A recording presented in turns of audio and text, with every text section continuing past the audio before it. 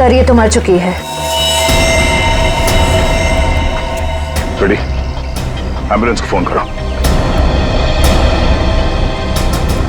ये सब कैसे हुआ? मैंने देखा था सर।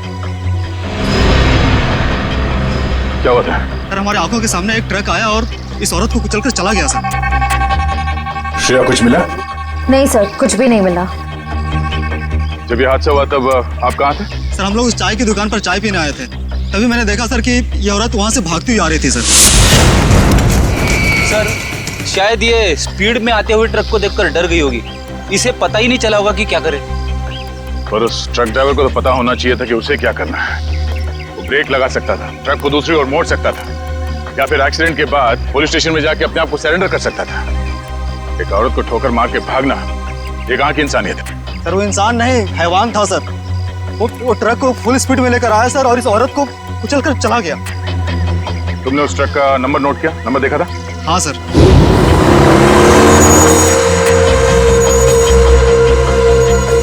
इस औरत के हाथ में कोई पर्स या बैग वगैरह था? नहीं सर। लेकिन सर इस औरत के हाथ में एक बच्चा था। क्या? इस औरत के हाथ में बच्चा था? हाँ सर, इस औरत के हाथ में एक बच्चा था और ये बच्चों को लेकर भाग रही थी। लेकिन सर जब एक्सीडेंट हुआ तो इसके हाथ में कोई बच्चा नहीं था। सर बच्चा था इसके हाथ में और एक मिनट, आप ठीक से याद करके बताओ, आपने क्या देखा था? सर मैं अपनी दुकान में था और इस औरत को देखा तो इसके हाथ में एक बच्चा था और ये बच्चे को लेकर भाग रही थी साहब। उन्होंने इस औरत को बच्चे के साथ भागते हुए देखा और इन साहब का कहना है कि इस औरत के हाथ में बच्चा था ही नहीं। पर अगर इस औरत के हाथ में वाकई में बच्चा था तो बच्चा कहाँ गया? कहीं ऐसा तो नहीं कि इस औरत ने बच्चे को कहीं छोड़ दिया? हो सकता है फ्रेडी, उस बच्चे को ढूंढना होगा।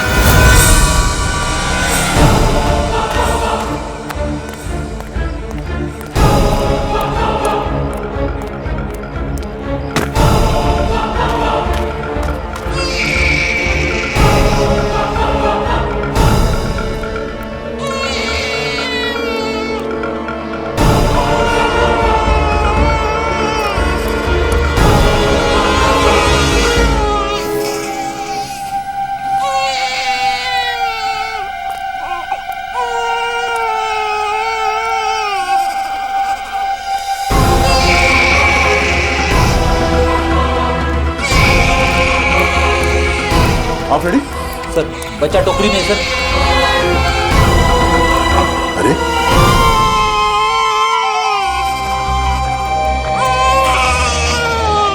उस औरत ने बच्चे को यहाँ पे टोकरी में छोड़ दिया। लेकिन सर कोई अपने बच्चे को इस तरह टोकरी में छोड़ के क्यों जाएगा? हाँ साहब कहिए।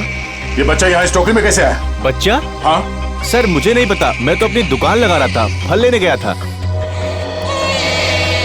इसका मतलब है मरने से पहले इस औरत ने इस बच्चे को यहाँ टोकरी में रखा। हमें उस मरी हुई औरत का पता लगाना है और ये बच्चा।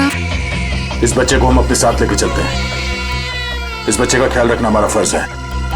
पहले ये पता करते हैं कि इस बच्चे के परिवार में है कौन। सर उस औरत के बैकग्राउंड के बारे में तो कुछ पता नहीं चला, पर डॉक्टर सालुंके ने कुछ जरूरी बात पता लगा ली है। वो क्या? इस औरत का और उस बच्चे का खून का कोई रिश्ता नहीं। क्या? इस बच्चे का और उस औरत का डीएनए मैच नहीं हो रहा है? जी सर। इसका एक ही मतलब हो सकता है दया, उस औरत ने इस बच्चे को चुरा लिया और फिर वो भाग रही थी। हो सकता है सर। काम करना पड़ेगा, मिसिंग पर्सन ब्यूरो से पता लगाना पड़ेगा कि क्या किसी ने बच्चा गायब होने की रिपोर्ट दर्ज करवाई है क्या। और डॉक्टर सालुंके का इस बच्चे की माँ के बारे में भी कुछ कहना है सर। क्या? इस औरत ने जो सैंडल पहने हुए थे, उस सैंडल के नीचे के हिस्से की तरफ हमें खून के कुछ अंश मिले। उस खून का डीएनए करने से पता चला कि उस खून का डीएनए और उस बच्चे के खून का डीएनए आपस में मैच होते हैं। और उस औरत की उम्र जिसका वो खून है लगभग 28 से 30 साल होनी चाहिए। खून के निशान? फिर जरूर इस बच्चे की माँ बुरी तरह से घायल हुई होगी। सर हो सकता है उस अनजान औरत ने ही हमला किया हो बच्चे की माँ पर और बच्चे को लेकर भाग गई। सर लगता है ये कोई बहुत बड़ी साजिश है। उस औरत का एक्सीडेंट नहीं बल्कि जानबूझ के खून किया गया है। सर हमने आरटीओ में भी पता किया, ट्रक का नंबर उनके रिकॉर्ड्स में भी नहीं है। ये देखो बॉस, अब कोई प्रॉब्लम नहीं है। अरे प्रॉब्लम तो तब होगा जब बॉस का फोन आएगा। तो क्या जवाब दोगे? ये काम अधूरा छोड़ दिया? सर, एक ऐसा सुराग मिला है जिससे पता चल सकता है कि ये औरत है कौन। वो क्या?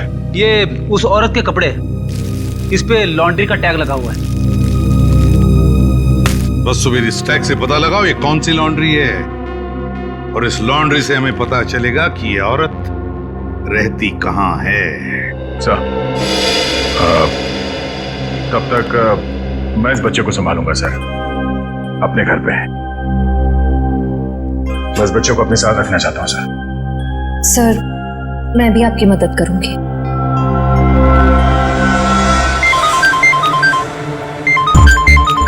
उसी का फोन है। सलाम बॉस। मुझे वो बच्चा किसी भी हालत में जिंदा चाहिए, किसी भी हालत में। समझ गए तुम? जी बॉस।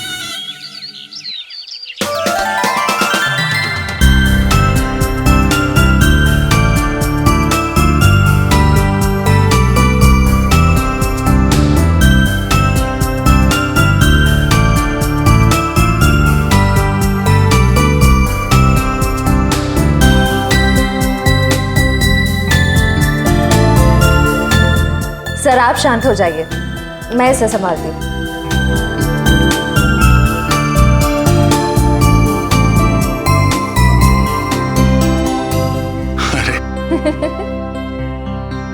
इतनी बात मेरी समझ में नहीं आई। ये बड़े से बड़े मुजरिम को मैं आराम से निपट सकता हूं, पर छोटे बच्चे को संभालना जरा मुश्किल काम है ना। सर, एक बात कहूं, आप कुछ भी कर सकते हैं। आपके लिए कोई काम मुश्किल नहीं है। बड़े बड़े गुनहगारों से निपट सकते हैं, छोटे बच्चों को संभाल सकते हैं। बस जरूरत है तो अपने अंदर छुपे हुए दया को बाहर निकालने की, जिसका दिल मोम जैसा है, जो सबकी कदर करते हैं, जो प्यार करना भी जानते हैं।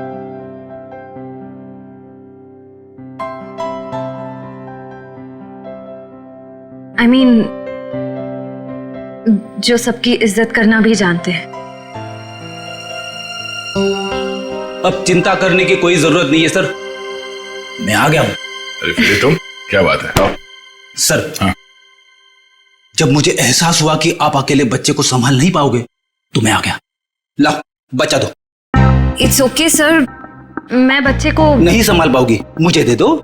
लेकिन फ्रेडी, बच्चे को नींद नहीं आएगी, उसे सुलाने का तरीका मेरे पास है।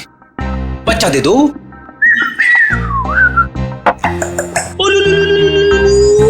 अला अला अला अला।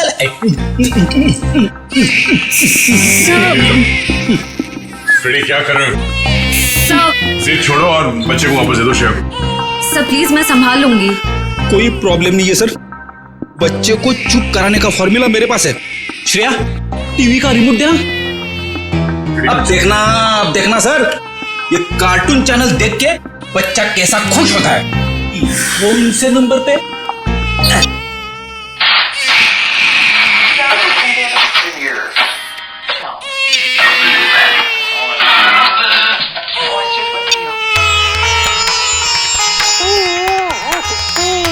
फिर एक मिनट, वो शास्त्रीय संगीत वाला चैनल फिर से लगाना।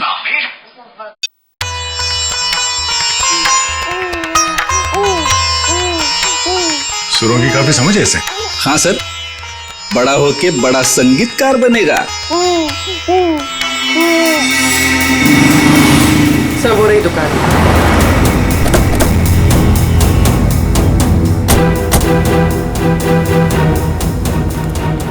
ये लो, कस्टमर के कपड़े हैं, पैक कर दो। हाँ सर, कहिए, कपड़े देने आए हैं या लेने आए हैं? अगर देने आए हैं तो 5 दिन के बाद ही मिलेंगे, और अगर लेने आए हैं तो मैं उम्मीद करता हूँ कि 5 दिन के बाद ही आए होंगे। सर, मैं बहुत ही ईमानदार व्यापारी हूँ, और मैंने आज तक अपने किसी भी कस्टमर को कोई भी धोखा नहीं दिया है। हाँ, ये कपड़े आपकी लॉन्ड्री में धुले हैं ना? जी हाँ मैडम, ये हमारी लॉन्ड्री के ही हैं। आप यही जानना चाहते हैं कि ये कपड़े किसके हैं? समझदार लगते हो, बता। हाँ, 1 मिनट, रघु बुक दो। मिल गया सर। ये कपड़े किसी गोपी नाम की औरत के हैं। गोपी, एड्रेस भी लिखा होगा उसमें? नहीं सर, एड्रेस तो नहीं है, लेकिन फ़ोन नंबर है। दो।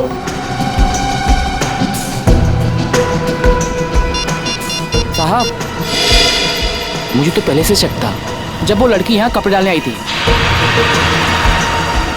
ऐसा क्या किया था उसने? मैडम, मैंने बोला 5 दिन बाद कपड़े लेके जाना। वो बोली मैं 2 दिन में आऊंगी। मैंने कहा नहीं मिलेंगे, तो मुझसे गुस्सा करने लगी। बोली तुम्हें धोबी घाट पर ले जाकर उल्टा लटका दूंगी, और किसी के साथ मोटरसाइकिल में बैठकर चली गई।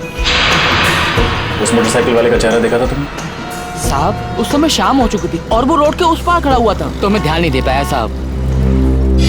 इस मोबाइल नंबर के जरिए हम उस मोटरसाइकिल वाले तक पहुंच जाए। चुप रहो, समझे? तो एक बार उस औरत का नाम गोपी था। Very good. उसके मोबाइल नंबर से उसका घर का पता निकालो। इस केस में इस औरत की पूरी जानकारी चाहिए हमें, ठीक है? रजत, मैं तुम्हें बाद में फोन करता हूं।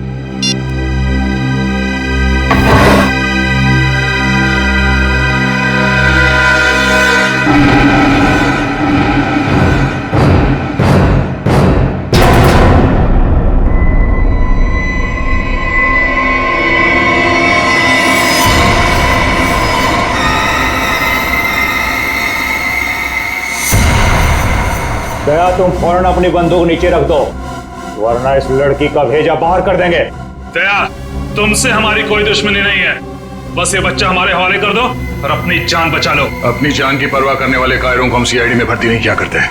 अगर इस बच्चे को किसी ने छुआ भी ना, तो तुम सबकी अर्थी यहीं से उठेगी। अर्थी तो इस छोकरी की उठेगी दया। बस तुम कंधा देने के लिए तैयार रहो। बंदूक नीचे रखो, नीचे रखो बंदूक। सर, आप मेरी परवाह मत कीजिए, आप गोली चलाइए। चुप! दया, गन नीचे रख, नीचे रख गन दया, वरना इस छोकरी की खोपड़ी उड़ा दूंगा मैं। एक मिनट।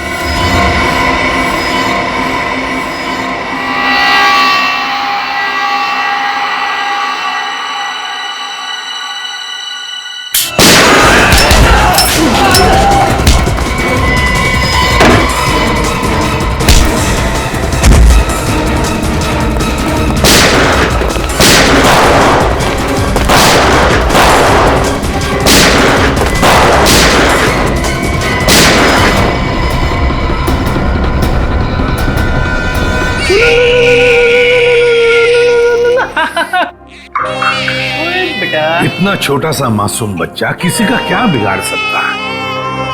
ये तो कोई राक्षस ही है जो इसे मासूम बच्चे पर हमला करने को देखता है। सर, उस गुंडे का क्रिमिनल रिकॉर्ड मिल गया। क्या नाम है उसका? उसका नाम शमी है और उस पे कॉन्ट्रैक्ट किलिंग और किडनैपिंग के 3 केसेस चल रहे हैं। कॉन्ट्रैक्ट किलिंग और किडनैपिंग? लेकिन ये सिर्फ कॉन्ट्रैक्ट किलिंग का केस नहीं है, ये कुछ और ही चक्कर है, कोई बड़ी साजिश है ये। सर, मोबाइल कंपनी ने गोपी का जो एड्रेस दिया था वो गलत है सर। गलत है? हाँ सर। मतलब सर, ये सब पहले से प्लान था।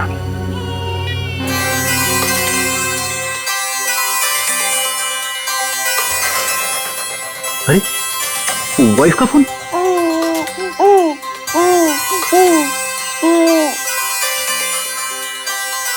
कैसी लगी तू? अच्छी अच्छी अच्छी।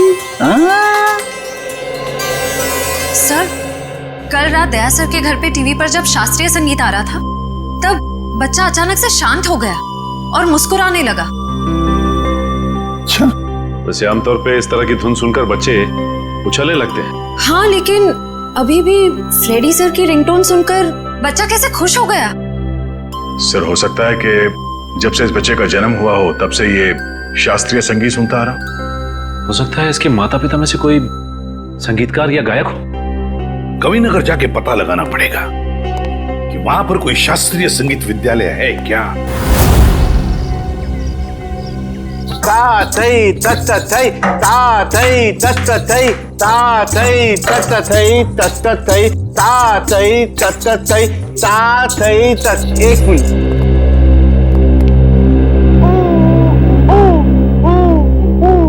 सर,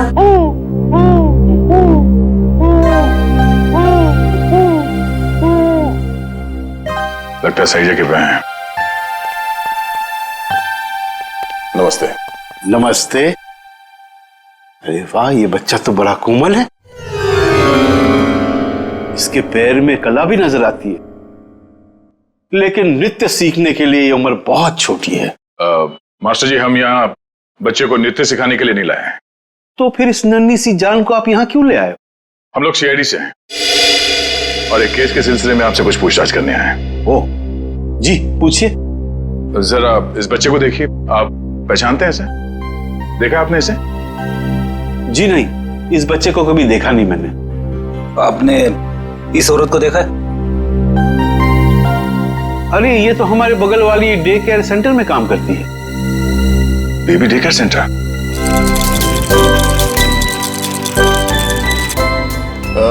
एक्सक्यूज मी, आप इस औरत को पहचानती हैं? ये तो गोपी है, हमारे यहाँ आया का काम करती है। लेकिन हुआ क्या है इसे? कल एक ट्रक एक्सीडेंट में उसकी मौत हो गई है। खैर, आप इस बच्चे के बारे में क्या बता सकती हैं? इसका नाम बॉबी है और इसकी माँ का नाम जूही है। ये LSD सोसाइटी में रहती है। LSD society?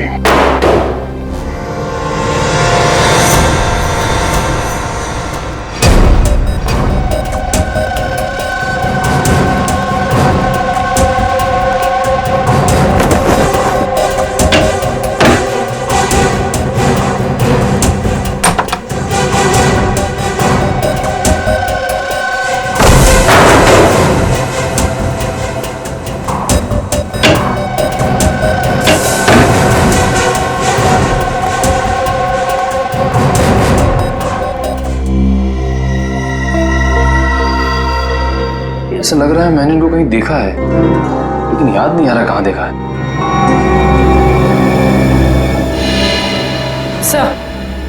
सर वो देखिए।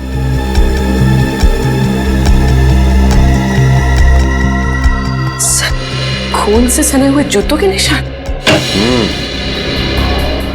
ये देखो पूर्वी, ये चप्पल के निशान तो बिल्कुल वैसे ही हैं जैसी चप्पल गोपी ने पहनी हुई थी। इस औरत ने जो सैंडल पहने हुए थे, उस सैंडल के नीचे के हिस्से की तरफ हमें खून के कुछ अंश मिले और वहां से भी हमें सूखा हुआ खून मिला था। अभी कोई संजोग तो नहीं हो सकता है ना सर?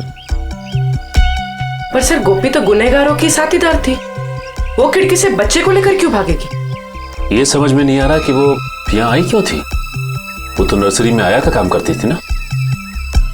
मगर सर, जूही को मारने के बाद बच्चे को अगवा करने की क्या जरूरत थी? एक बच्चे से किसी का क्या फायदा हो सकता है? सर लगता है ये जूही के पति की फोटो है। लेकिन ये जूही के पति की फोटो है नहीं, बल्कि थी। हॉल में इस फोटो पे हार चढ़ा हुआ था। एक काम करो, इस कमरे को अच्छी तरह से छान मारो, देखो क्या मिलता है। सर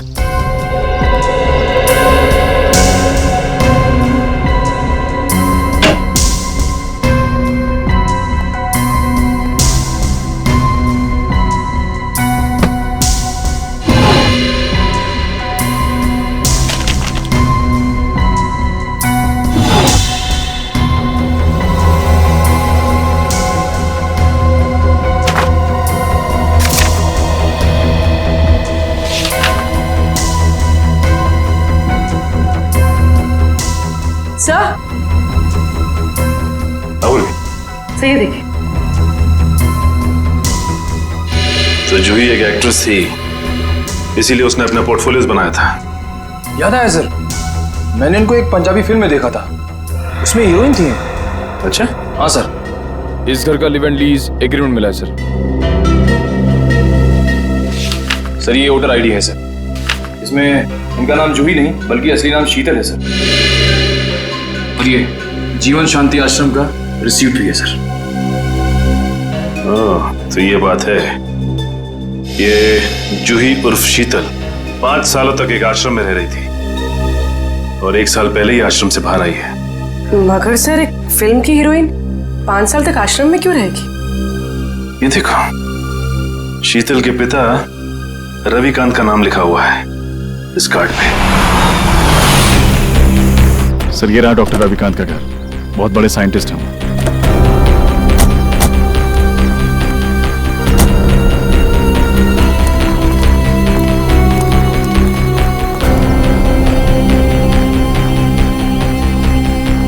सर ये घर तो लगता है काफी टाइम से बंद पड़ा है। हाँ रजत, ये देखो कितने दिनों के अखबार पड़े हैं यहाँ पर, ये सारे खत पड़े हैं। काम करो, इन दोनों घर के अंदर जाके अच्छी तरह से तलाशी देखता हूँ ये चिट्ठियां क्या है।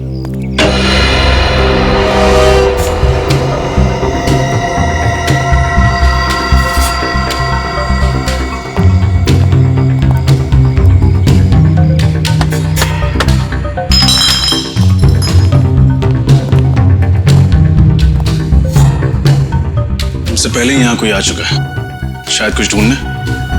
देखो कुछ हाथ लगता है क्या? सर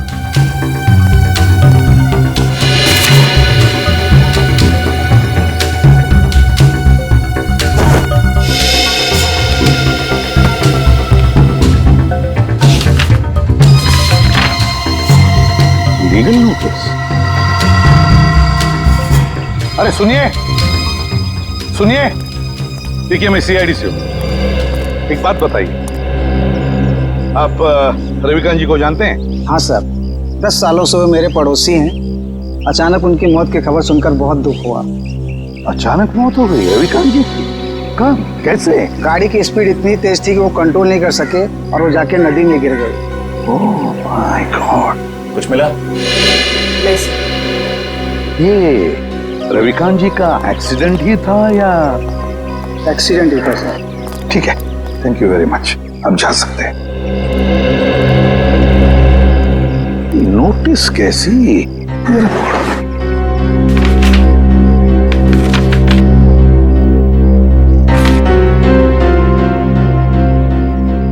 माय गॉड, तो रविकांत जी के घर की नीलामी की नोटिस है। सर इतनी जल्दी ही नोटिस? पिछले महीने तो रविकांत जी की मौत हुई थी। तो पूर्वी पिछले महीने रविकांत जी की मौत होगी, उसके बाद में उनकी बेटी शीतल की मौत। ये कोई कोइंसिडेंस नहीं हो सकता, कोई इत्तेफाक नहीं है, ये कुछ और ही चक्कर है। कुछ ना कुछ तो गड़बड़ जरूर है। और फिर अब शीतल के बच्चे की भी जान को खतरा है। इस रविकांत जी के एडवोकेट से मिलना पड़ेगा, वकील से मिलना पड़ेगा, पता लगाना पड़ेगा इस घर के नीलामी का राज क्या है। ओ, रविकांत जी की प्रॉपर्टी की नीलामी की नोटिस ये तो मैंने बनवाई है, लेकिन आपको कहां से मिली? उनके घर से। एक और बात, उनकी बेटी शीतल का किसी ने खून कर दिया। शीतल का खून? लेकिन ये किसने किया? उन्हीं का पता लगाने ही तो हम आपके पास आए हैं। मैं कुछ समझा नहीं। रविकांत जी और शीतल के बाद इस मकान पर हक किसका बनता है? शीतल जी के बेटे बॉबी का। सिर्फ मकान पर ही नहीं, कसारा में जो 50 एकड़ जमीन है वो भी बॉबी के नाम हो जाएगी। अच्छा, और ये नीलामी का आइडिया किसका था? रविकांत जी के छोटे भाई राकेश का।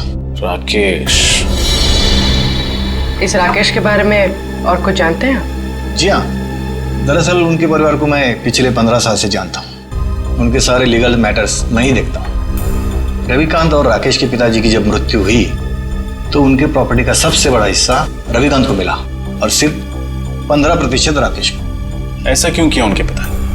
क्योंकि राकेश के तौर तरीके और आलसीपन की वजह से उनके पिताजी काफी नाराज थे और उनको राकेश पर भरोसा नहीं था। तो इस बात से तो राकेश जी को बहुत गुस्सा आया होगा। जी हाँ, बहुत। इतना ही नहीं, उसने अपने भाई के साथ सारे रिश्ते नाते तोड़ दिए थे। फिर अचानक दिवाली के दिन आकर गले मिले और सारे गिले शिकवे दूर हो गए। हो सकता है ये राकेश की चाल हो, रविकांत जी का भरोसा जीतकर उनकी पीठ पर वार करने की। सर ये भी तो हो सकता है कि बॉबी को राकेश जी ने अगवा करवाया हो। ये तो राकेश से मिलकर ही पता चलेगा।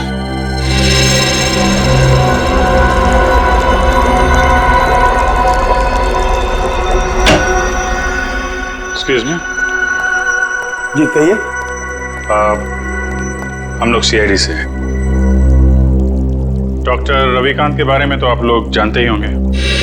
जी डॉक्टर रविकांत मेरे गुरु जैसे थे। आप? जी मेरा नाम फनीश है। इस लैब में जो भी रिसर्चेज होती हैं उन्हें मैं फाइनेंस करता हूँ। मिस्टर फनीश, हम डॉक्टर रविकांत की मौत के बारे में आप लोगों से कुछ पूछताछ करने आए। उनकी मौत से तो हम सबको बहुत बड़ा सदमा पहुंचा है सर। न केवल इस लैब का बल्कि हमारे देश का भी बहुत बड़ा नुकसान हुआ है। लेकिन वो कहते हैं ना कि नसीब के आगे किसी का बस नहीं चलता। ऐसा लगता है कि उनकी मौत से किसी और का नसीब जरूर जग गया है। मैं कुछ समझा नहीं। हमें शक है कि उनकी कार का एक्सीडेंट हुआ नहीं है बल्कि करवाया गया है। यानी किसी ने उनका मर्डर किया? शायद। वैसे किस चीज पे रिसर्च कर रहे थे डॉक्टर रविकांत? इसके बारे में तो उन्होंने कभी किसी को कुछ नहीं बताया। वो एक टॉप सीक्रेट रिसर्च कर रहे थे, इसीलिए उसका जिक्र उन्होंने कभी किसी को नहीं किया। सर वो कुछ डरे डरे से रहते थे। क्यों? किससे? इसके बारे में उन्होंने किसी को बताया नहीं, लेकिन वो अपने जो रिसर्च के पेपर्स है ना वो अपने केबिन के लॉकर में रखते थे और तकरीबन हर रोज वो लॉकर का पासवर्ड चेंज करते थे, पता नहीं क्यों। लगता है ये रिसर्च की वजह से उनका खून किया गया है। उनका केबिन दिखाइए जरा।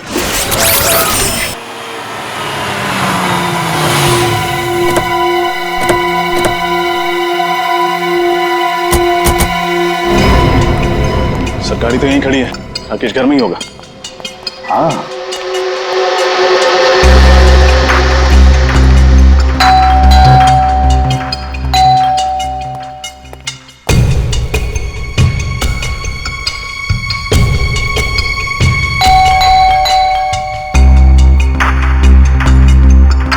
लगता है घर में कोई नहीं है, कोई दरवाजा नहीं खोल रहा है। घर में कोई तो है, आवाजें आ रही हैं। खोल दो दरवाजा।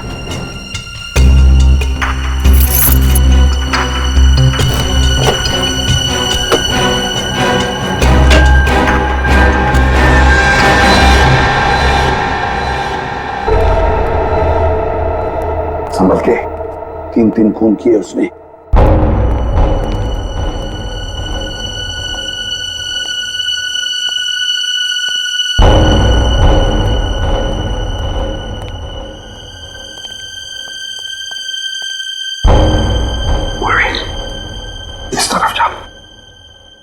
Sir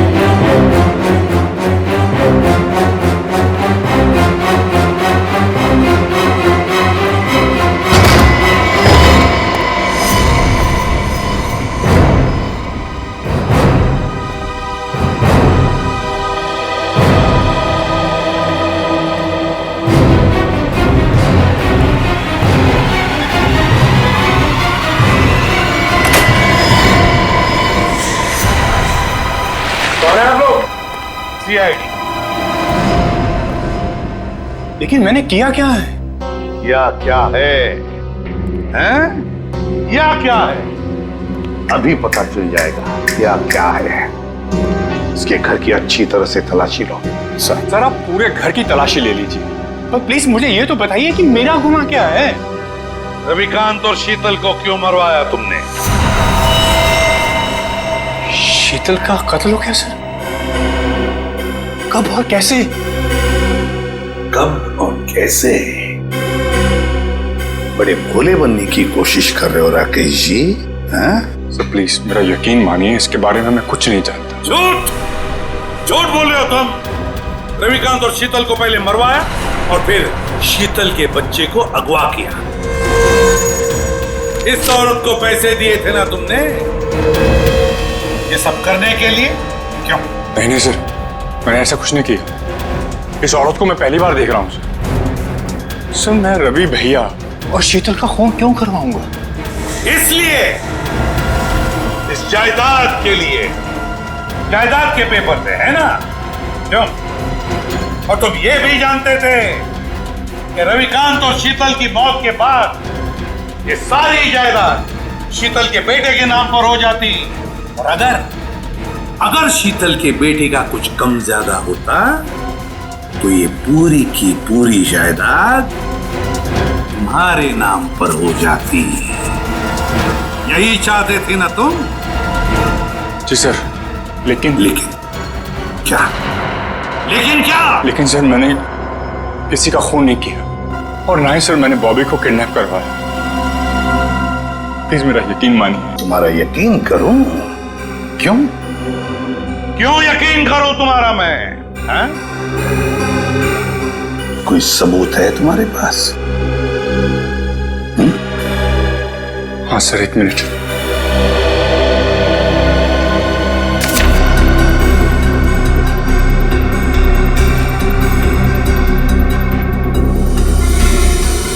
Ravikant charity foundation, 50 lakh रुपए। जी सर, जायदाद में जितना भी मेरा हिस्सा था उस सबको बेचकर सारे रुपए में रवि भैया की चैरिटी में डालने वाला था। सर, भगवान का दिया हुआ मेरे पास सब कुछ है। पैसों के लिए मैं अपने भैया का खून क्यों कर रहा हूं? सर,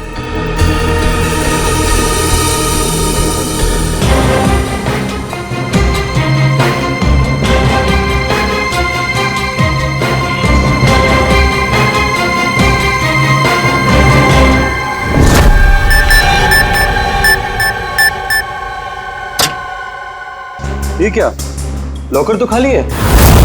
खाली है? अभिजीत, ये देखो अभिजीत, ये रिसर्च पेपर्स हैं, जला दिए गए हैं। वही पेपर है ना? हाँ सर, ये तो वही रिसर्च पेपर्स है जिन पर डॉक्टर रविकांत रिसर्च कर रहे थे, पर उन्होंने ये जलाए क्यों? शायद उन्हें डर होगा कि ये रिसर्च के पेपर किसी गलत हाथों में ना पड़ जाए। पंकज, मिला कोई? नहीं सर, सारी फाइल्स डिलीटेड है। एक फाइल है, इसको मैं खोलने की कोशिश कर रहा हूँ सर, एक सेकंड। सर, खुल गई। क्या है इसमें? पता नहीं, साइंस के आई थिंक कोई फॉर्मूलाज है, मेरे तो कुछ समझ में नहीं आ रहा है। मैं देखता हूं।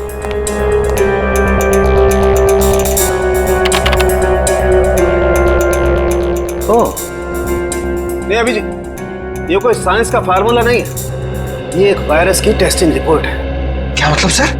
मतलब ये कि जैसे जहर का काट जहर होता है, वैसे ही किसी भी बीमारी का इलाज उसके वायरस के द्वारा ही किया जाता है। और इस वायरस का टेस्ट किसी इंसान पर कर रहे थे डॉक्टर रविकांत। और कौन सा वायरस है ये? ये बेलकोप नाम का वायरस है। बहुत रेयर किस्म का वायरस है, ज्यादा सुना नहीं है इसके बारे में। मगर सर, ये वायरस टेस्ट किस पर कर रहे थे? माय गॉड, मैं समझ गया अभिजीत। अरे, है कौन वो? अभी नहीं, 1 घंटे के बाद मैं तुम्हें ब्यूरो में मिलता हूँ, कंफर्म कर लूं फिर बताता हूँ। सचिन, पता चला डॉक्टर रविकांत लैब में क्या बना रहा था? नहीं सर, अब तक तो कुछ नहीं पता चला। सालू के साहब कह के गए हैं कि 1 घंटे में वापस आता हूँ फिर। बॉस, पता चल गया, मैंने गुत्थी सुलझा ली। यार तुम्हें बता ना सालू के। बॉस, उस रिसर्च लैब में हमने जिस पेशेंट की रिपोर्ट देखी थी उसमें पोलकोप नाम का वायरस था। ये कौन सा वायरस है? वही तो पता लगाना है, लेकिन एक टेंशन है बॉस। किस बात की टेंशन? बॉस, मैंने जब पता लगाया तो पता लगा कि पोलकोप नाम का वायरस तो है ही नहीं।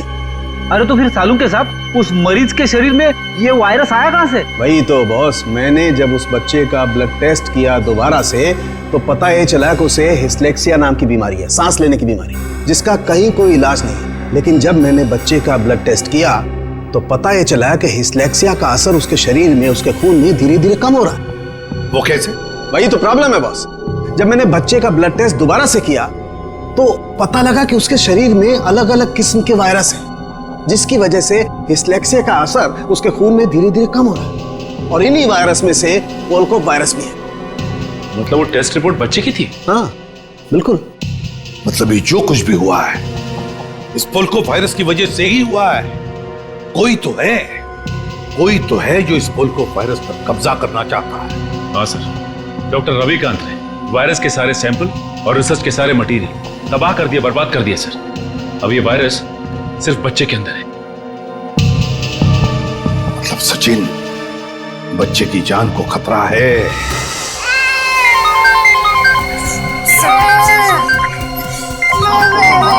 ओके। एसीपी साहब का फोन। Hello sir. क्या बच्चे के शरीर में वायरस इंजेक्ट किया गया? सर लगता है इसीलिए उसका टेम्परेचर उतर नहीं रहा, उसे बुखार है सर। हाँ सर, हम लोग वहीं जा रहे थे। ठीक है सर, ओके चलो।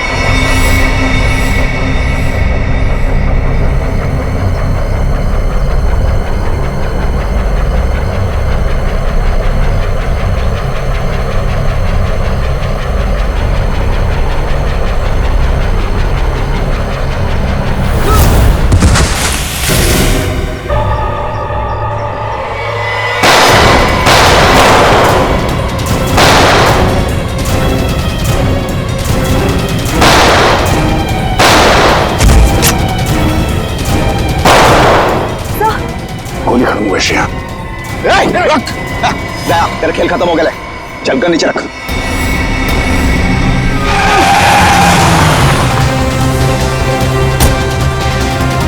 शेर का शिकार करने निकले थे गीदड़ लोग। बोल, किसके कहने पे किया ये सब? शर्म आनी चाहिए तुम्हें। एक मासूम बच्चे के साथ तुमने ऐसी घिनौनी हरकत की। मैं मजबूर था ऑफिसर। मैंने डॉक्टर रविकांत की रिसर्च पर लाखों रुपए खर्च किए, यह सोचकर कि रिसर्च कामयाब होगी तो मैं करोड़ों रुपया कमाऊंगा। मेरी कंपनी के शेयर्स फिर से टॉप पर आ जाएंगे। लेकिन डॉक्टर रविकांत अपने इन्वेंशंस तुम्हें नहीं बल्कि सरकार को देना चाहते थे, ताकि हमारे देश के आम लोगों को फायदा हो। पर यह बात तुम्हें बर्दाश्त नहीं हुई। कैसे बर्दाश्त होती सर? लाखों रुपए का जुआ मैंने खेला, सारा रिस्क मैंने अकेले ने उठाया, और डॉक्टर रविकांत वो फार्मूला गवर्नमेंट को देना चाहते थे, जो मुझे उसके लिए फूटी कौड़ी नहीं देते थे। और ये बात उन्हें समझाने की मैंने बहुत कोशिश की, और उन्होंने मेरी एक नहीं सुनी सर। बॉबी को अगवा करने का प्लान तुम्हारा ही था ना? हाँ सर, और जब मुझे पता चला कि डॉक्टर रविकांत ने वो वायरस बॉबी की बॉडी में इंजेक्ट कर दिया है, तो मैंने गोपी को आया बनाकर वहां भेजा और बॉबी को अगवा करने का प्लान बनाया। लेकिन जब गोपी को तुम्हारे घिनौने इरादों के बारे में पता चला, तो उसके अंदर की ममता जाग गई और वो बॉबी को लेकर भाग गई। और उसी की बेवकूफी की वजह से मेरा सारा प्लान चौपट हो गया। अपनी मौत की वो खुद जिम्मेदार है। तुम जैसे हैवानियत के पुतले इंसानियत के बारे में कभी समझ नहीं पाओगे। तुम्हें तो ऐसी सजा होनी चाहिए जिसे देखकर हैवानों की रूह कांप उठे।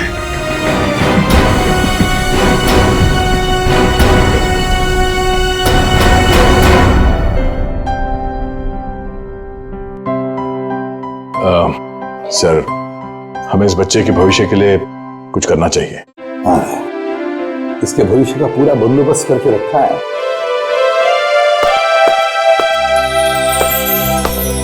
सर जी, सर जी, आज के बाद बॉबी को मैं संभालूंगा। अपने भाई के बेटे की तरह नहीं, बल्कि अपने बेटे की तरह से बड़ा कर। ये तो बहुत खुशी की बात है। लेकिन जिंदगी में कभी इस बच्चे को किसी मदद की जरूरत पड़े तो हमें जरूर याद करना। बहुत खुशी होगी हमें। Thank you.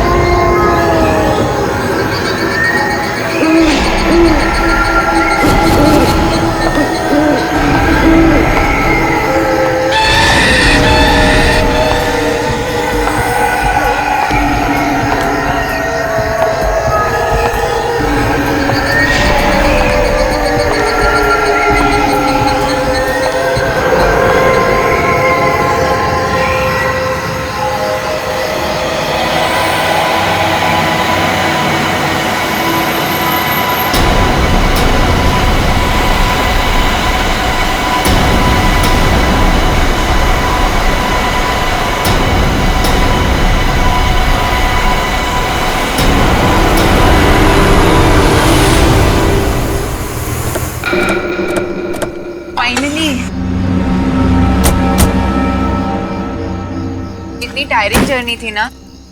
हाँ यार। Nice, very nice. हाँ,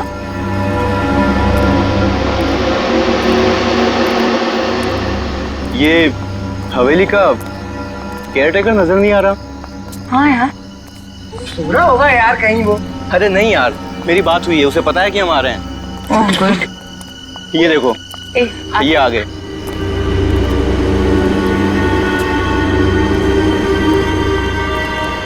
नमस्ते। नमस्ते। यहाँ आने में कोई तकलीफ तो नहीं हुई? नहीं, थोड़ी तकलीफ हुई। वो एक्चुअली क्या है ना, भीमगढ़ से आगे सड़क थोड़ी टूटी हुई है, उसकी वजह से। उसके अलावा और कोई तकलीफ नहीं हुई। अब होगी। जी क्या? हवेली में बिजली नहीं है। क्या मतलब? What? क्या बिजली नहीं है? हाँ बेटा, यहाँ तो ऐसा ही है। बिजली आती कम है और जाती ज्यादा है। इनसे मिलो। ये मेरी पत्नी दमयंती और ये मेरी बेटी रूपाली। नमस्ते। तुम लोग यहाँ आने वाले थे, इसलिए हवेली के अंदर साफ सफाई के लिए गई थी। आप इतनी बड़ी हवेली में रहते हैं, आप सब कुछ कहना है इस हवेली के बारे में? कुणाल, क्या कर रहे हो? क्यों इन लोगों को कॉन्शियस कर रहे हो? बंद करो कैमरा। सॉरी। ये लो। बेटा, आप लोग को अपना वादा तो याद है ना? जी, ये पूरे 10,000 हैं, बाकी के 10,000 आपको सुबह जाने से पहले मिल जाएंगे। बेटा, कल सुबह सूरज उगने से पहले तुम लोग अपना काम खत्म करके वापस चला जाना। किसी को भी अगर पता चल गया कि तुम लोग यहाँ आए थे तो मेरे लिए बहुत बड़ी मुसीबत खड़ी हो जाएगी। कोई बात नहीं अंकल, हम आपकी भावनाएं समझते हैं। नहीं नहीं अंकल, आप टेंशन मत लीजिए, हम समझ सकते हैं। हम चले जाएंगे। Thank you. चलो। Let's go inside. यार मैं अंदर जाने के लिए बेताब हो रहा हूँ। चलो चलो। एक मिनट रुको, टॉर्च तो लो।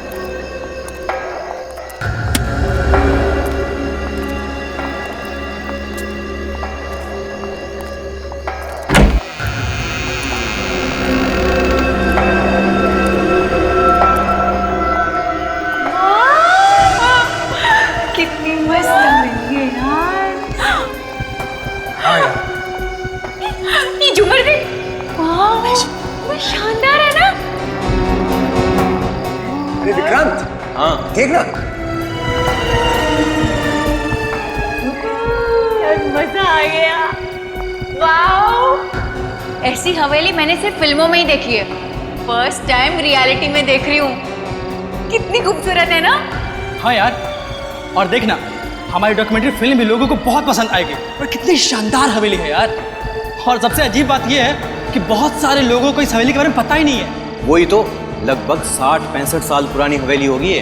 हाँ यार, लगती तो है। चलो फिर ऊपर चलकर देखते हैं। मैं तो बहुत एक्साइटेड हूँ। अरे मैं भी यार। संभाल के हो। Okay okay. चल चल जल्दी चल। यार, इस हवेली को देखने के बाद तो मेरा मन कर रहा है कि काश यार, काश मैं पुरानी सदी में पहुंच जाऊं। उसके बाद मेरी राजकुमार से शादी होगी और फिर उसके बाद मैं रानी बनकर इस हवेली में राज करूंगी। वाह!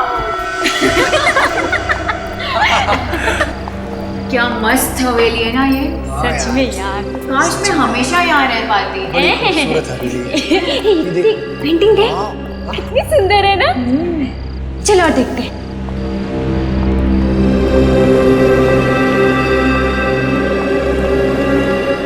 अरे ये देखो,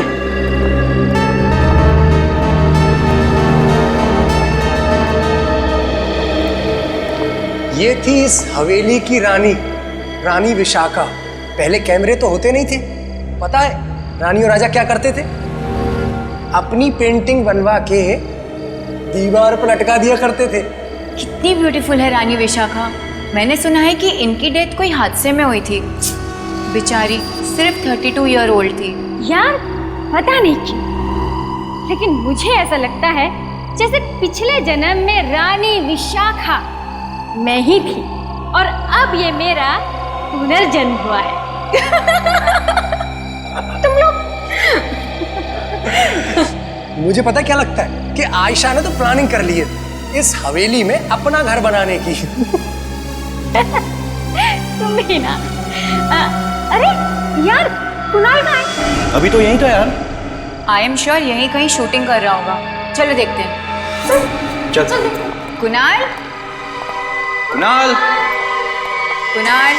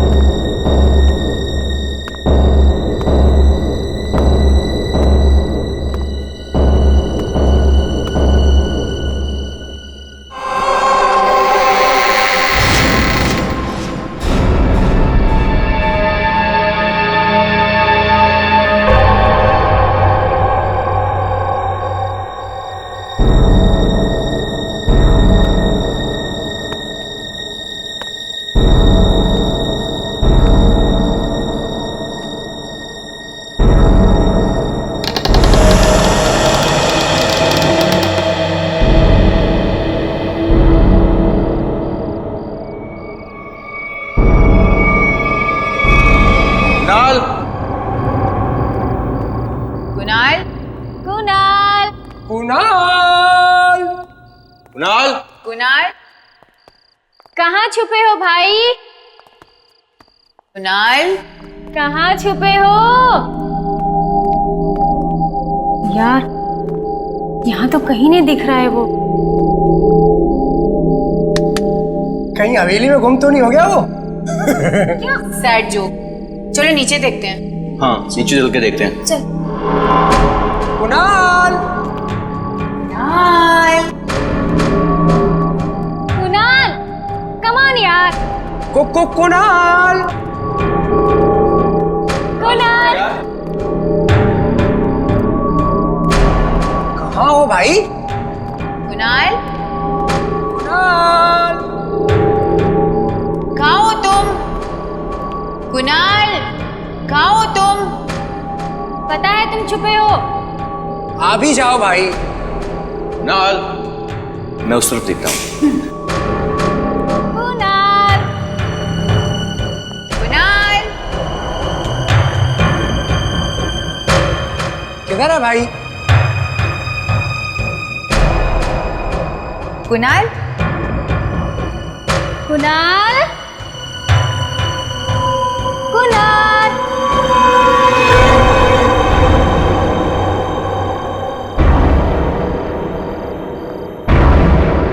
राशि, विक्रांत, सुहास, जल्दी आओ। क्या हुआ? मैंने कहा था ना छुपा है। देख अंदर। किधर किधर? अंदर है। चल पकड़ते उसे। Kunal,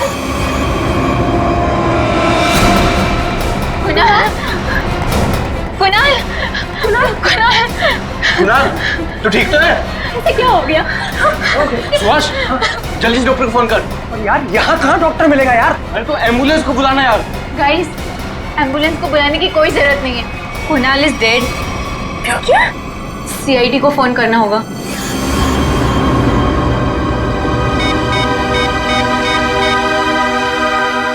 hello, CID.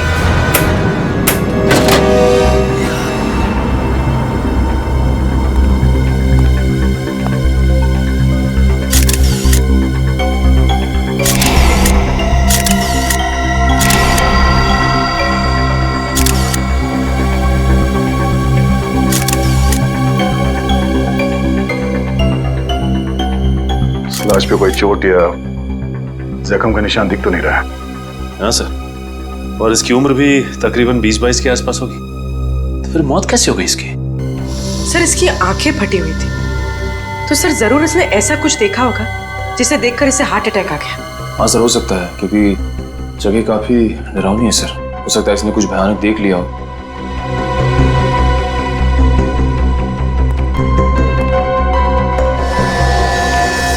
तो आप लोग यहाँ डॉक्यूमेंट्री फिल्म बनाने आए थे?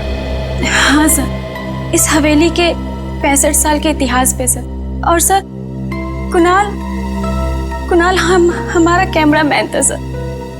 तो आप सब लोग कुणाल के साथ ही घूम रहे होंगे ना इस हवेली में, तो आपको पता नहीं चला इसकी मौत कैसे हुई? सर शुरू में तो हम सब एक साथ ही थे, फिर अचानक से कुणाल हम सबसे अलग हो गया और जब उसे ढूंढते ढूंढते यहाँ आए तो इस रूम में उसकी लाश गिरी थी। उसके चीखने की आवाज नहीं सुनी किसी ने? नो सर, चीखने चिल्लाने की कोई आवाज नहीं आई। सब मेरी गलती है। मैंने थोड़े ज्यादा पैसे कमाने के लालच में आके इन लोगों को यहाँ रात गुजारने की इजाजत दे दी। अब जब सरकारी ऑफिसर आएंगे तो मैं उन्हें क्या जवाब दूंगा? ये हवेली सरकारी प्रॉपर्टी है ना?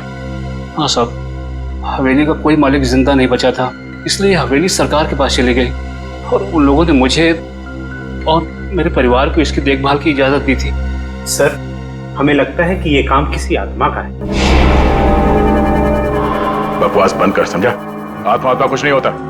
पर सर इस हवेली में आत्मा है, ये बात पूरा इलाका जानता है, और जो भी यहाँ आज तक आकर रुका है उसकी मौत हुई है। अच्छा साहब, ये सब अफवाहें हैं।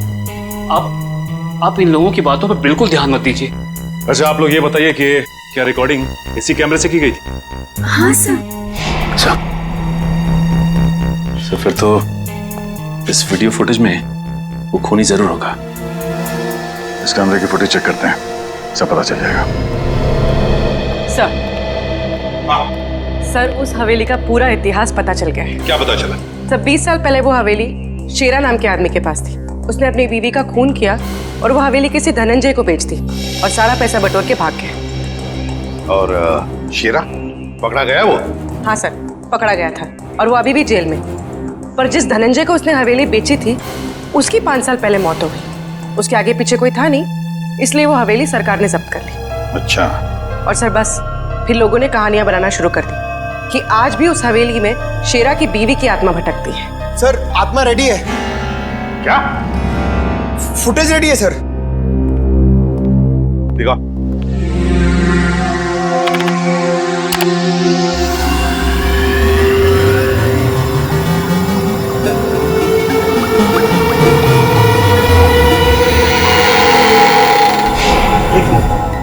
आवाज सुनी? हाँ सर। सर कहीं वो शेरा की बीवी तो नहीं है? शेरा रिवाइंड करके प्ले करो।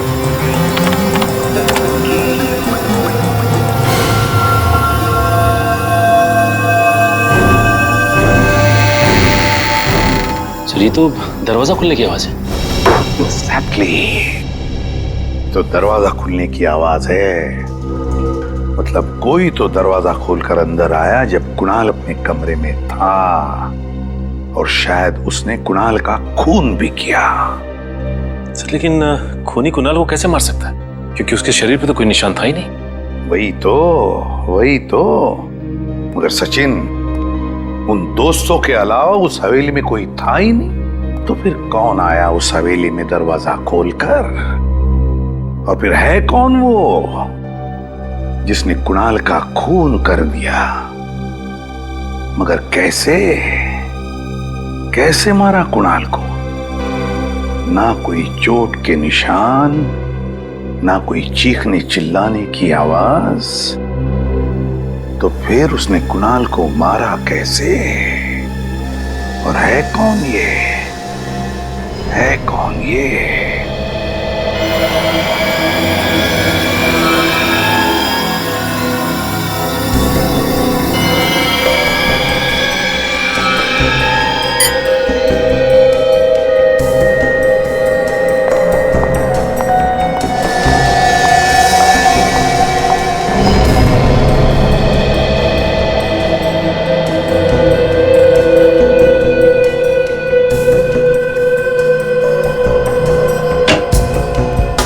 डॉक्टर साहब, कुछ बताया लाश ने?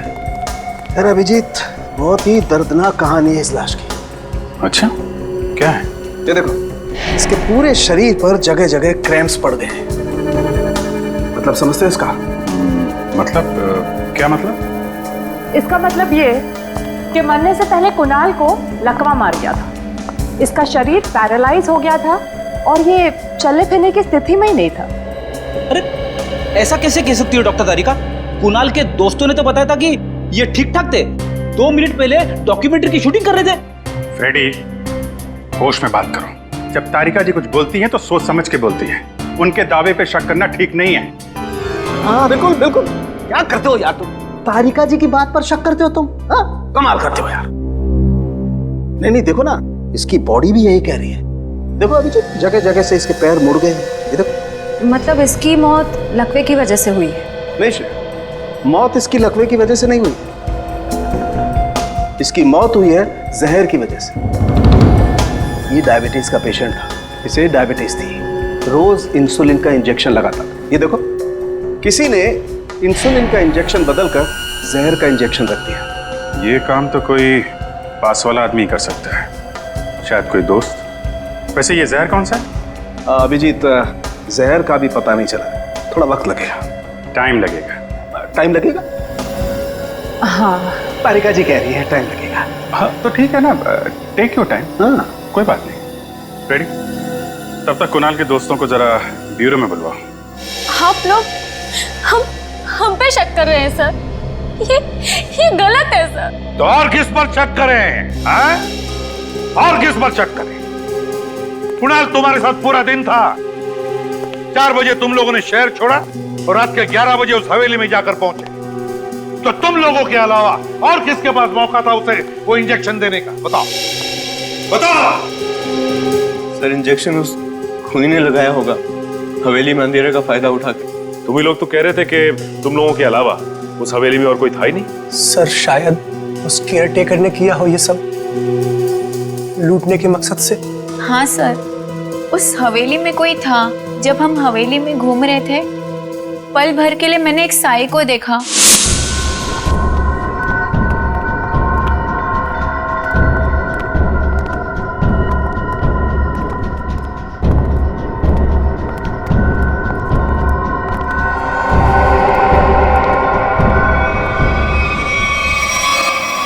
फिर अचानक से वो गायब हो गया। सर, शायद वाकई वो हवेली भूतिया हो। ये आत्माएं तुम लोगों को ही कैसे दिखती है? हम सीआईडी वालों को क्यों नहीं दिखती? सर, अपनी जान बचाने के लिए ये लोग आत्मा वात्मा की कहानियां बना रहे हैं। सर, एक बात बताऊं? बोलो। पिछले हफ्ते कुणाल ने आयशा को प्रपोज किया था कि वो उससे प्यार करता है। आयशा ने उसके प्यार को ठुकरा दिया था। तो ठुकरा दिया तो ठुकरा दिया, पर इसका मतलब ये तो नहीं था सर कि मैंने उसका खून किया है। इल्जाम लगाना है तो सुहास पे लगाओ ना। याद है ना कि पिछले महीने लोनावाला में इनके बीच हाथापाई हुई थी? बोलो, याद है कि भूल गए? सर, हम लोग तो मस्ती कर रहे थे सर। और सर, आपको तो पता है कि दोस्तों में तो ये सब चलता है सर। ये हाथापाई किस बात को लेकर हुई थी? सर, मैं कह रहा था कि अरमान अच्छा एक्टर है और वो कह रहा था कि सिद्धार्थ अच्छा एक्टर है। अब सर आप ही बताइए, अरमान कितना वर्सटाइल एक्टर है सर, और सिद्धार्थ वो सिर्फ अपने चेहरे पर चल रहा है सर। गलत कह रहे हो तुम। वो दोनों बहुत अच्छे एक्टर हैं।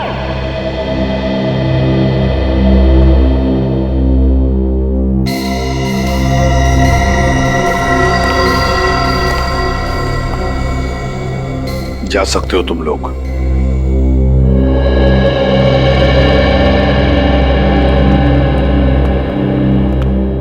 सचिन, इन पर नजर रखो, कड़ी नजर, और दोबारा उस हवेली में जाकर अच्छी तरह से चेक करो। जिसने भी ये किया है ना, उसने कोई ना कोई भूल तो जरूर की होगी। कोई ना कोई सुराग तो जरूर मिलेगा वहां पर।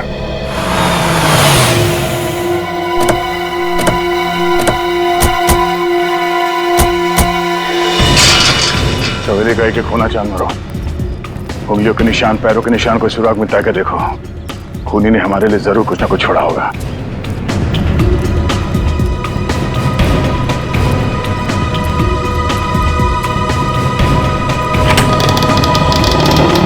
चारों तरफ फैल जाओ। सचिन, निकल, इस तरफ देखो। पूरी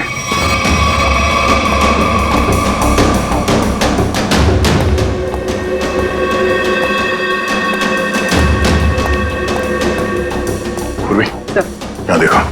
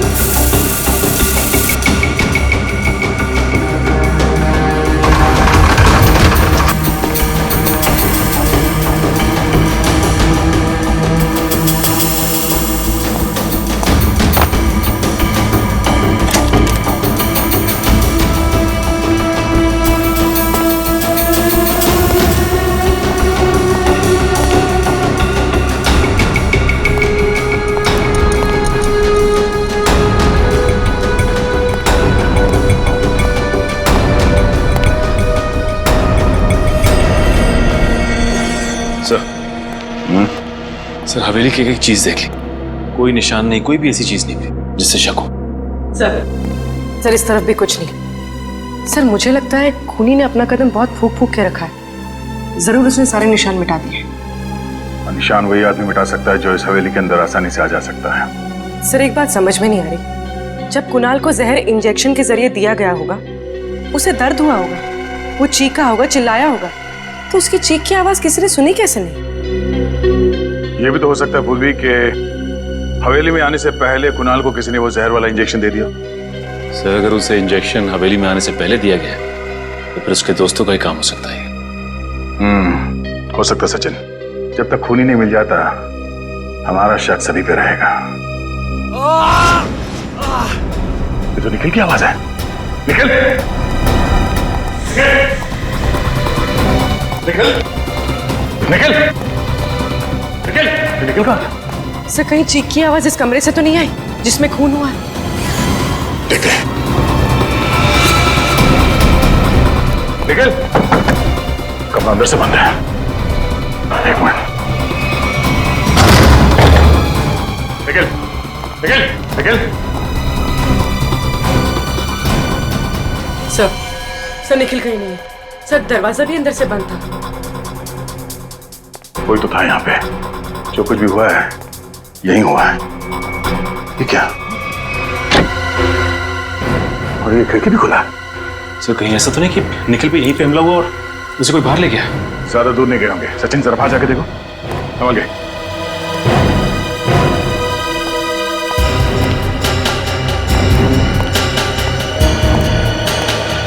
सर लगता है निखिल ने खूनी को देख लिया होगा।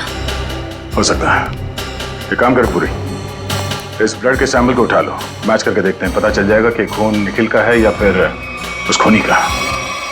अभिजीत, हवेली में जो खून मिला था वो निखिल का नहीं, किसी और का है। और इस आदमी के शरीर में जो जहर था वो बैक्स्टर गुडॉल है। Baxter Goodall?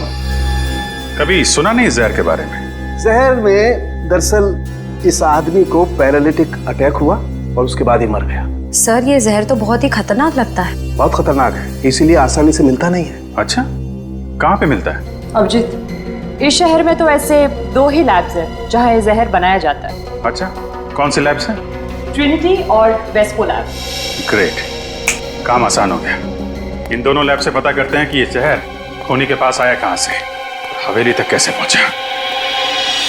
इस पूरी हवेली में जो भी गड़बड़ है वो इस कमरे में ही है।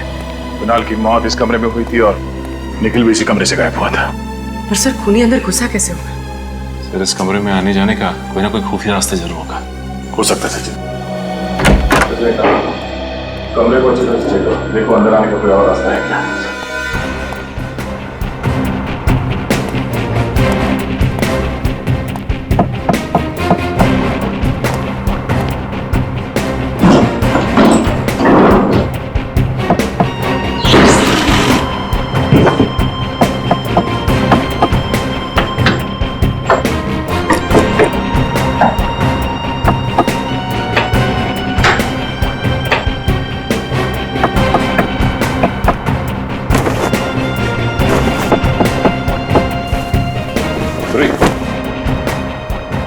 सेल्फी ये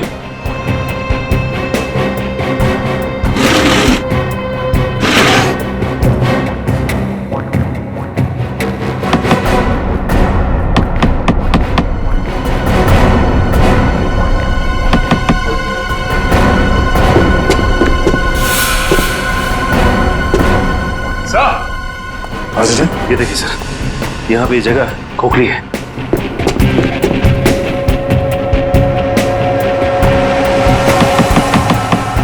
हाँ, और ये टाइल्स में गैप भी आ गया। जस्ट उस साइड निकालना।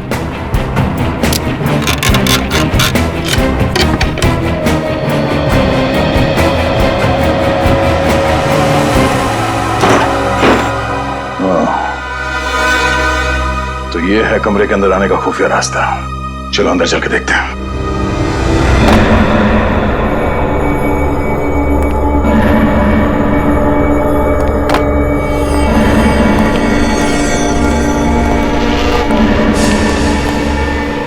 निखिल, ओह नो, निखिल, निखिल होश में आ, निखिल। सर, एम्बुलेंस को फोन करता हूँ। हाँ, इसे अस्पताल ले जाना बहुत जरूरी है। निखिल, निखिल।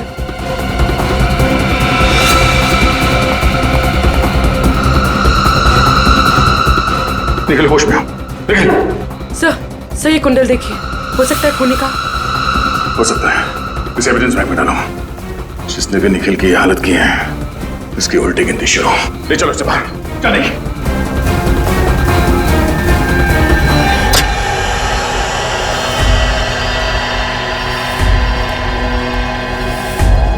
एक्सक्यूज मी, कौन है आप लोग? सीआईडी। सीआईडी? यहाँ क्या बात है सर? बैक्स्टर गुडॉल का नाम तो सुना होगा आपने। बैक्स्टर गुडॉल, ये तो एक किस्म का जहर है सर, जिससे पहले इंसान को लकवा मार जाता है, बाद में उसकी मौत हो जाती है। और फिर आप ये भी जानते होंगे कि ऐसा जहर सिर्फ 2 जगह मिलता है, एक ट्रिनिटी लैब में और एक आपकी लैब में। हम ये जहर सिर्फ रिसर्च वगैरह के लिए बनाते सर, लाइसेंस है इसका हमारे पास। आपके रिसर्च के लिए बनाए गए जहर का इस्तेमाल खून करने के लिए किया गया है। खून? जी हाँ, एक 24 साल के लड़के की जान चली गई है इसी जहर की वजह से। हमारे यहाँ से वो जहर बाहर जा ही नहीं सकता, जरूर वो दूसरे लैब वालों ने दिया होगा। हमने उस लैब में भी पता किया है, जहर वहाँ पे है ही नहीं, इसी लैब से जहर गया है। सर मैं वो जहर ऐसी सुरक्षित जगह पे रखता हूँ जहाँ से कोई ले ही नहीं जा सकता। अच्छा, आपकी वो सुरक्षित जगह हम भी देख सकते हैं? चलिए।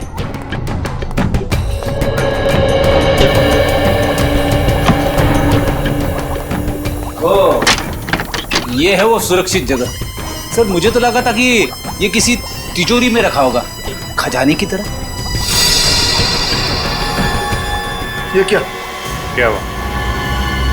जहर की बोतल आधी खाली है।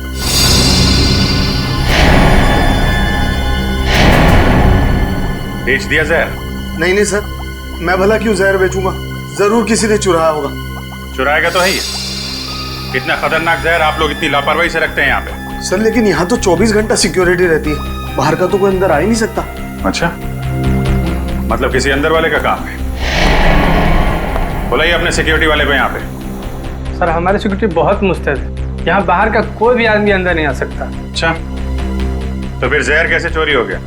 पता नहीं सर, लेकिन सर एक रात राहुल सर यहाँ आए थे। राहुल कौन है? मेरा असिस्टेंट है। बुलाइए उसे। आज तो वो आया नहीं है। अच्छा, इस राहुल का एड्रेस दो और उसकी एक फोटो भी।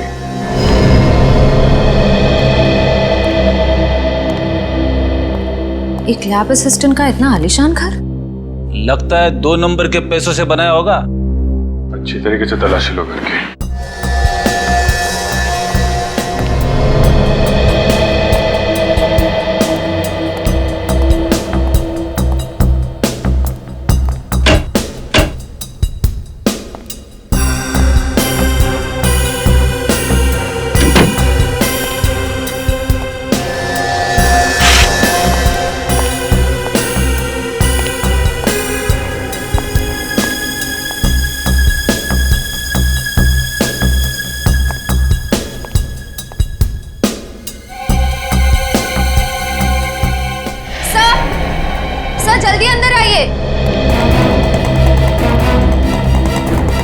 सही रहेगी।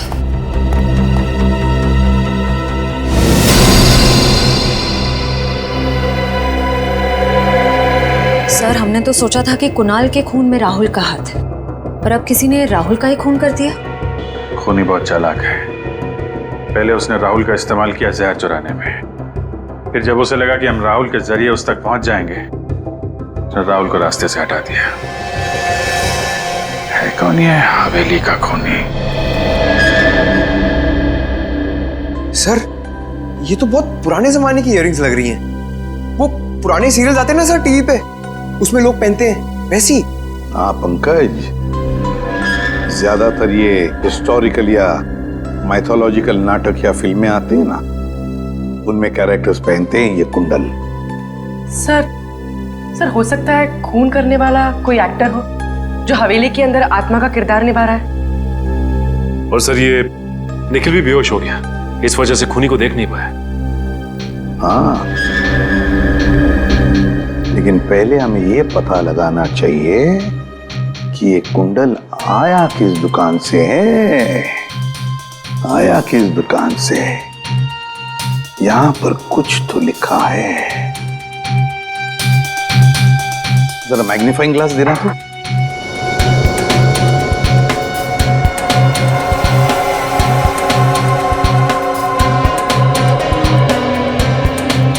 सचिन, इसके पीछे लिखा है GS। GS पता लगाओ, शहर में कोई GS ड्रेस वाला, कॉस्ट्यूम वाला है क्या, या फिर GS नाम का कोई ज्वेलरी शॉप है क्या? आप बिल्कुल फिक्र मत कीजिए, ये परसों आपका जो प्ले हो रहा है वो ना, उसकी पूरी ज्वेलरी तैयार है। हाँ, कभी भी भेज दीजिए लड़के को, डिपॉजिट के पैसे पूरे भेजना। Okay bye. हाँ आइए साहब, कहिए क्या चाहिए आपको? कॉस्ट्यूम, ज्वेलरी, नकली दाढ़ी मूंछ भी रखते हैं हम। जी नहीं, हमें कुछ नहीं चाहिए, हम लोग CID से। CID? ये देखिए, ये कुंडल, ये आप ही की दुकान का है ना?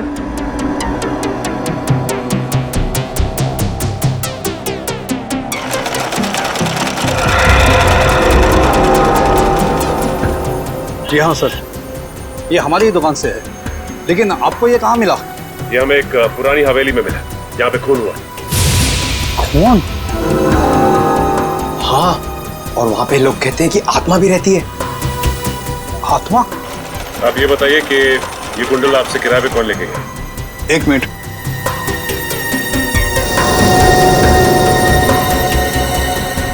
ये पिछले हफ्ते एक कंपनी अपना प्ले करने के लिए लेके गई थी। कौन सा प्ले? बातें तुम्हारी मेरी।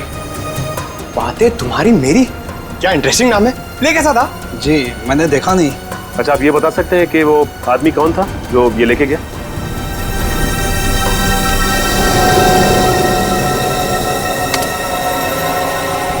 सर किसी आदमी का नाम तो नहीं है, कंपनी का नाम है सरोवर ड्रामा कंपनी। सरोवर ड्रामा कंपनी? इस सरोवर ड्रामा कंपनी से पता करते हैं कि असल जिंदगी में ऐसा कौन सा ड्रामेबाज है जो ड्रामा कर रहा है, आत्मा का ड्रामा।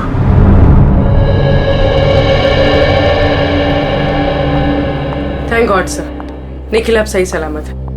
दया सर का शिष्य है, कुछ नहीं हो सकता उसे, देख लेना। सर, ये रही नाटक बातें हमारी तुम्हारी की लिस्ट। इसमें इसके सभी टेक्नीशियंस और आर्टिस्टों के नाम हैं। वैसे तो ये रिकॉर्ड हम सभी को नहीं देते, क्योंकि आप CID वाले हैं और खून का मामला है, इसलिए दे रहे हैं। ठीक है, थैंक्स। जी।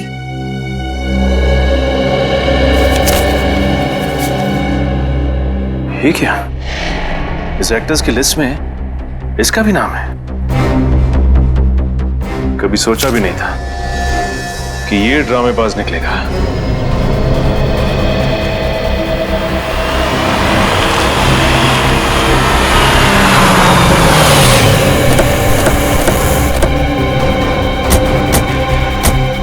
मुझे पहले से शक था कि कुणाल के खून में इस केयरटेकर का कोई ना कोई हाथ जरूर है।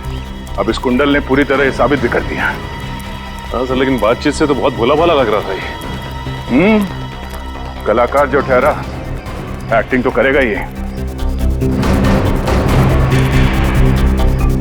देखते हैं।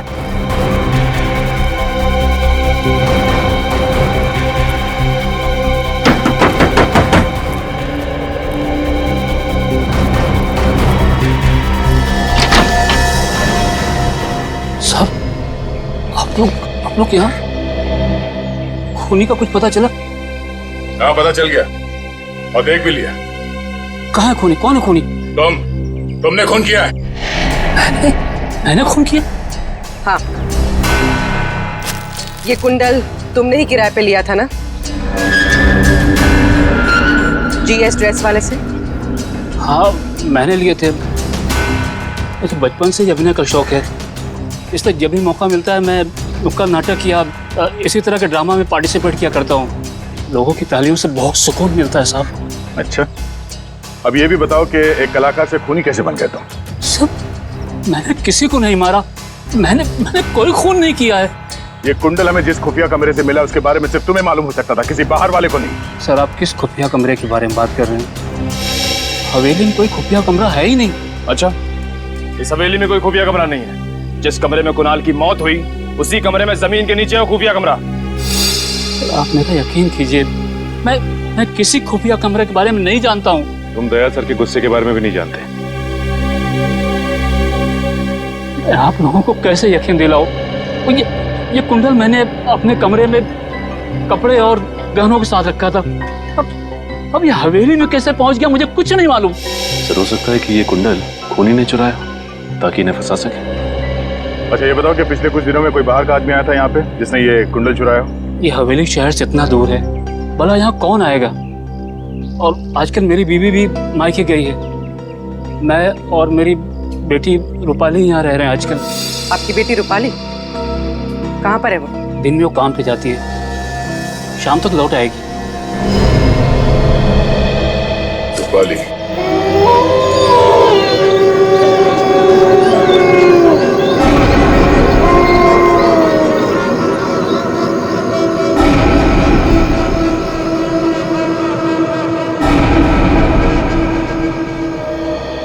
सर, काफी रात हो गई लेकिन अब तक वो आत्मा आई नहीं।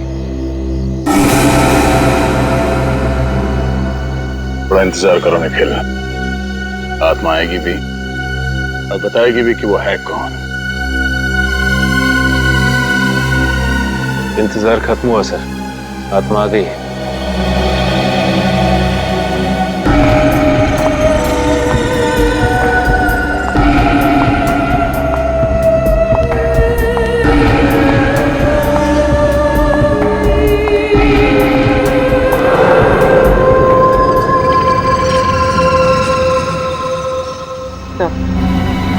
इस आत्मा के साथ कोई और भी है।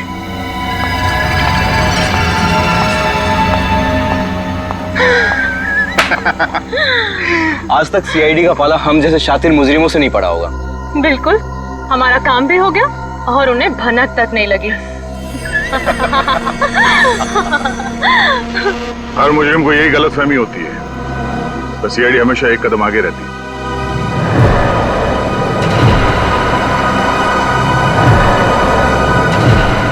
सीआईडी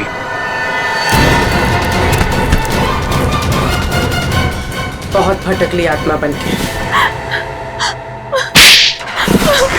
ये सब हमने हवेली हथियाने की लालच में किया था।